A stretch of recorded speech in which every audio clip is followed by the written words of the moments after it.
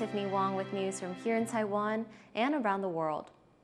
Ties between Taiwan and Lithuania have been uncertain in recent weeks, with a new coalition government in Vilnius pushing for improved ties with Beijing. Here in Taipei, there's been concern that Lithuania moving closer to China could come at the cost of its relations with Taiwan. But as Leslie Liao reports, Vilnius says its Taiwan policy has not changed. Lithuania says it's restarting talks with Taipei on economic cooperation after they were suspended in late June to allow time for Lithuania's new government to settle in. Lithuania's foreign ministry told local media there that advancing cooperation with Taiwan is consistent with the new government's policy. It says talks have already begun with Taiwan's representative office in the country to sign an economic cooperation plan that would help develop Lithuania's high-tech industry. It comes after concerns were raised that Lithuania's new prime minister said he wanted to normalize ties with China to the level of other European countries after taking a downturn over the past few years.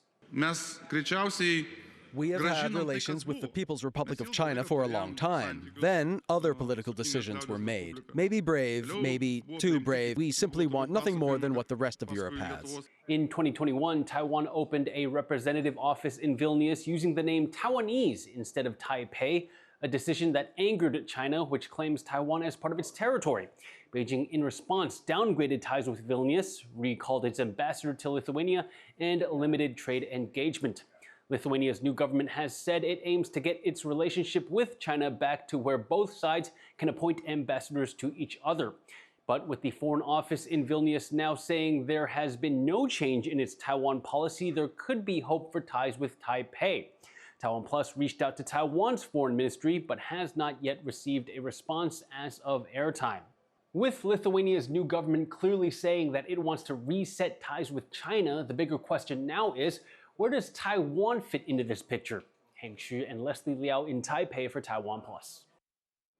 President Lai Ching-te is celebrating the leader of a Japan-Taiwan parliamentary group, Japanese Diet member Furuya Keiji.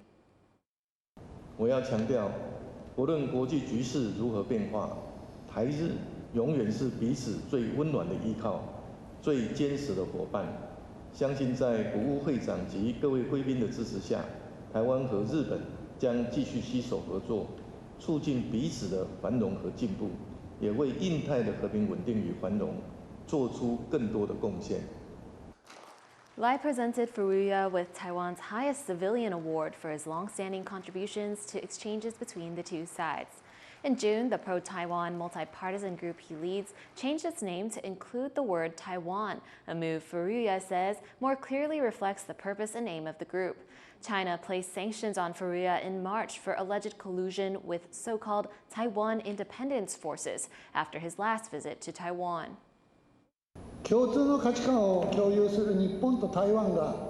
I believe that if Japan and Taiwan, which share common values, can further deepen cooperation and establish a more robust economic partnership, it will help mitigate risks, strengthen economic security, and enhance the resilience of international supply chains.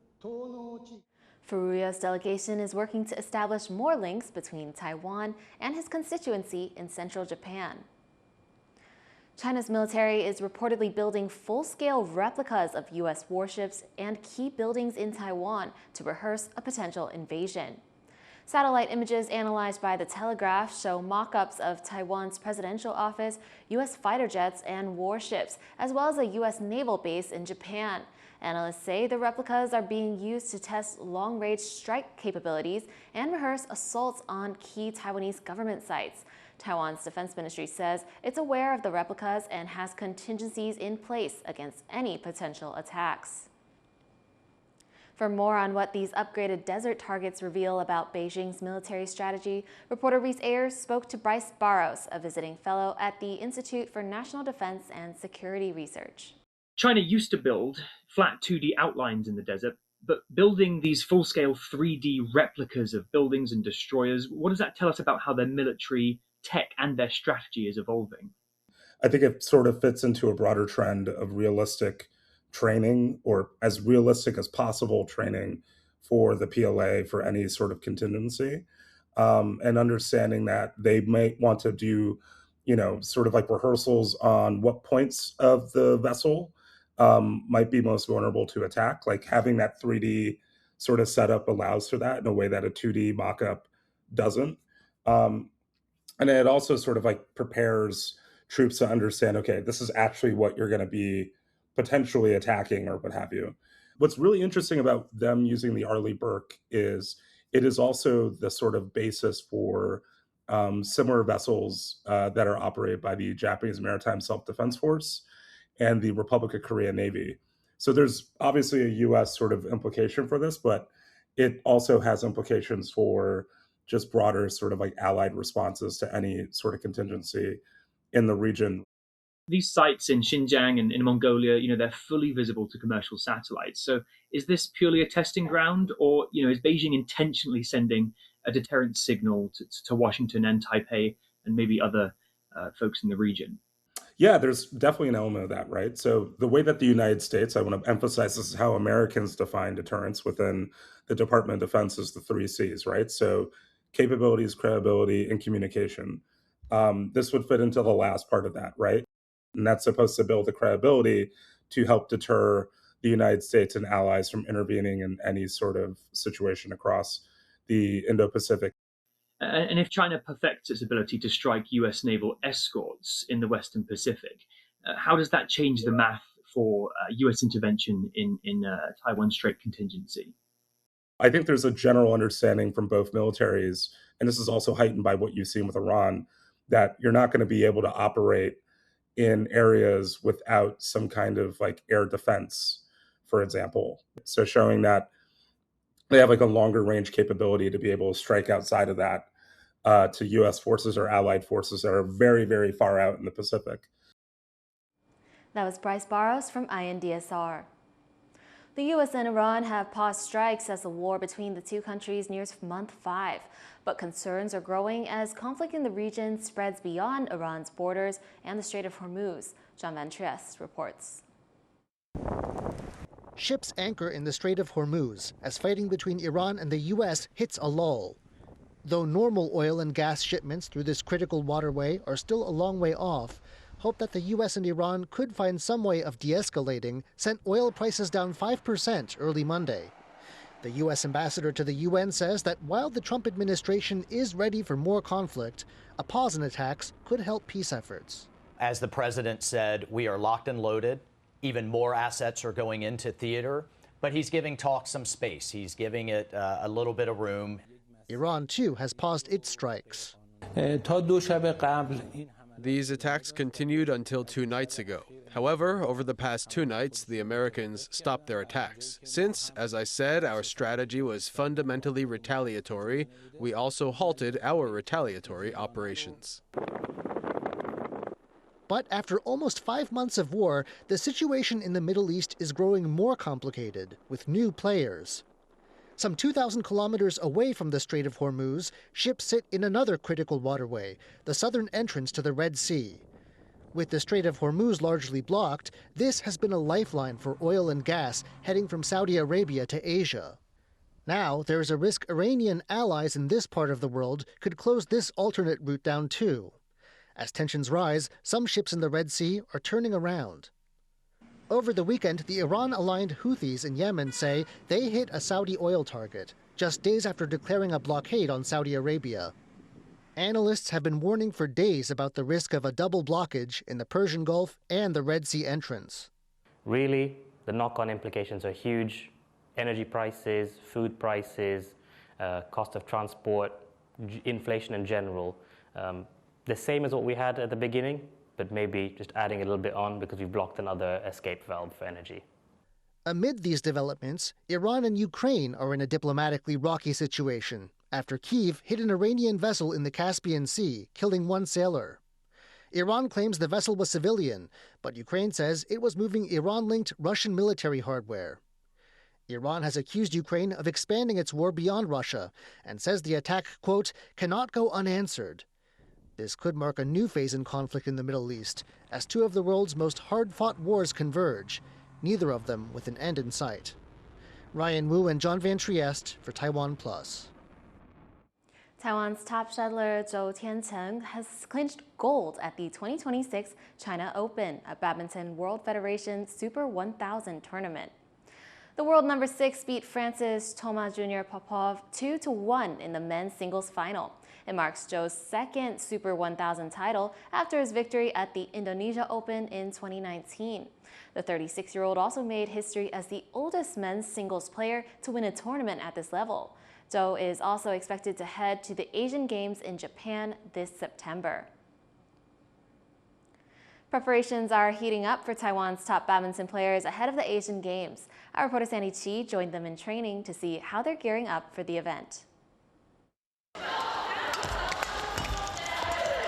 The countdown is on. Taiwan's top badminton players are sharpening their skills ahead of the Asian Games in Japan this September, with countless hours of training and a packed international tournament schedule. The sport has long been a main focus for Taiwan at international events. At the last Asian Games in Hangzhou, the country only secured one medal in the sport. Li Yang, the current sports minister, and Wong clinched bronze in the men's doubles, after being defeated by a South Korean duo. And this year, the country has high hopes for the men's doubles, with Wang Qiling teaming up with Chou Xiangjie. 设定当然是希望可以夺牌，因为这一次是跟新的搭档，然后也带着新的搭档一起能顺利参加亚运，当然是对自己的肯定，但还是希望可以以夺牌为目标的。那也希望可以把奖牌颜色变得更美一点。 And the spotlight is also on world number 6 Chou Tien-chen, who will compete in the men's singles. This will mark his 5th appearance at the Asian Games. And this time, Chou is taking a different approach to his training. 这次比较注重脑科学啊，就是因为你所有做的动作都要通过脑去发号施令跟动作，所以希望可以让脑部更加的有很多的判断能力啊，或者是说对于时间上的感知啊，就各方面其实可以去做一个加强。 Chou says he also has high hopes for his other team members. 我觉得比较年轻吧，就是特别是女生方面，就是她们整体的战力还不错，那都还蛮平均的。然后我觉得对于冲击团体赛也是比之前有希望吧。当然男团方面也是我们也有多一个林俊逸嘛，就是他之前成绩也是非常好，也非常优秀。所以当然还有麒麟这一组还有哲辉他们，所以我觉得整体实力还是有提升的这样子。And across the squad, the players are focused on fine-tuning their game. 就是尽力训练，对啊，然后改善一些不足，然后再多加沟通这样。应该说就是每一场球就是做好自己该做的事情，然后可能每一场都去分析对手，然后基本上应该是不会有什么问题。 Now, with the games approaching, Taiwan's players hope their persistent preparation will help them make their mark in Japan. Alex Chen, Yuan Duan, and Sandy Chi for TaiwanPlus. A Taiwan-born NASA astronaut came to support the 22nd annual New York Mets Taiwan Day.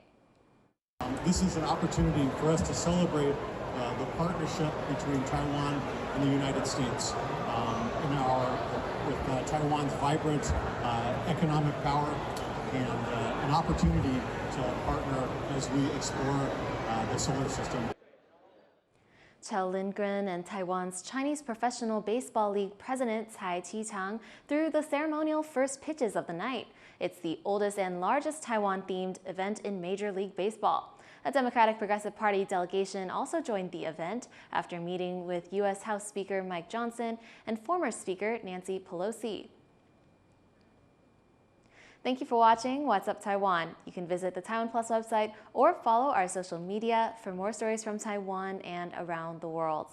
Finally today, check out these ancient Medinas in Comoros, which have just joined UNESCO's Heritage List. I'm Tiffany Wong. Take care and see you next time.